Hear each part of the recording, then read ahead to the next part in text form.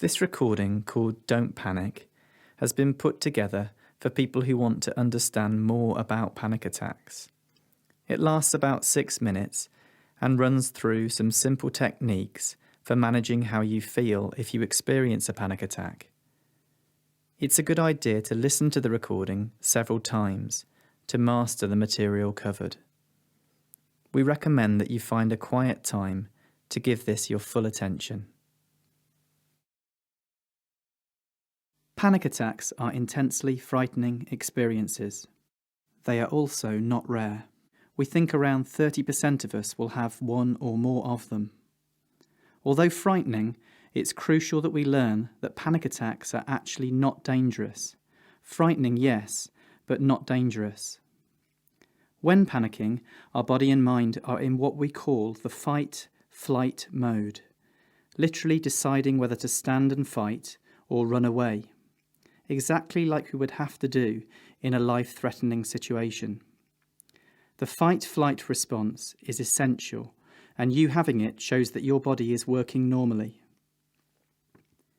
We understand panic attacks well now and know that they follow a predictable pattern, or what we call the panic cycle.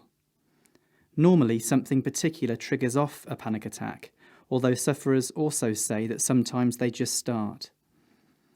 Next, the body starts to show signs of anxiety, often the heart rate quickening or the face and body getting hotter. Perhaps you might feel breathless, have some pins and needles, or shaking. The thoughts that we have at this stage of the panic are crucial. Typically, people think that something terrible will happen to them, like collapsing, or losing control, going mad, or even that they might have a heart attack. This then causes sufferers to avoid the thing or things that they associate with the panic. For example, going out of the house, waiting in queues, or talking to other people.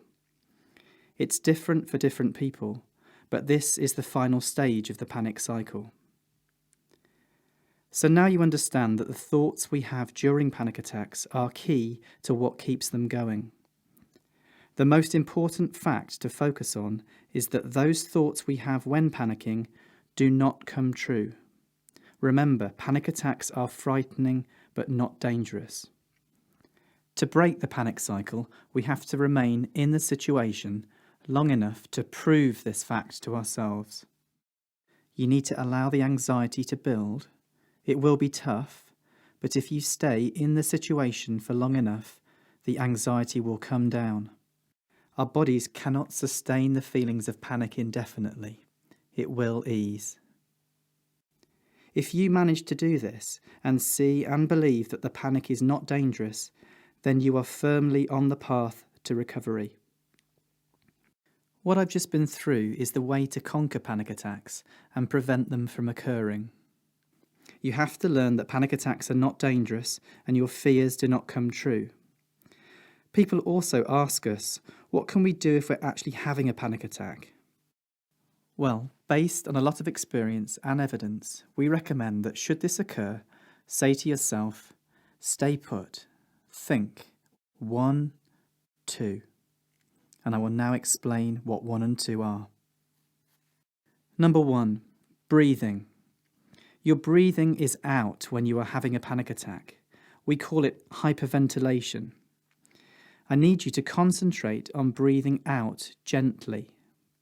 Be mostly aware of your out breath. Imagine blowing a feather in front of your mouth. Remember that the breath in is automatic and it will take care of itself. Establish a rhythm. Notice that your shoulders drop and that you feel more relaxed. This will stop hyperventilation and restore the balance of oxygen and carbon dioxide to your lungs so that you will feel more comfortable. Do you remember I said stay put? Think 1, 2. Well, number 2 refers to grounding. The goal here is to bring your mind back to the present moment by way of the senses. Okay, imagine that you are having a panic attack right now. Ideally standing, or if not, then sitting. Plant your feet firmly on the floor at a comfortable distance apart. Sight. Look around you and see 5 things present where you are, naming them out loud if possible. The naming out loud helps, but you can do it under your breath if embarrassed. Observe and name specific details about each of them as you see them. For example, I see a picture of an old dog with a wet nose. There's a sunset in the background and children laughing and playing. I see a black computer speaker with a logo on it.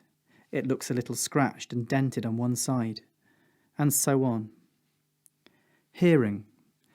Name 5 things that you can hear, like the humming of a fan, cars passing by, a distant sound of a pneumatic drill, a dishwasher running, people are talking, can I hear what they're saying? And so on. Touch. Name 5 things that you can feel, not emotionally feel, but physically. For example, maybe you feel clothes against your skin. Maybe you feel the soles of your feet on the floor, a slight discomfort in your lower back, and so on. It's fine to repeat things if you get stuck. Just concentrate on actually sensing things in the present moment. Well, this is the end of the recording, but remember to keep listening to this until you've mastered the information and the techniques described.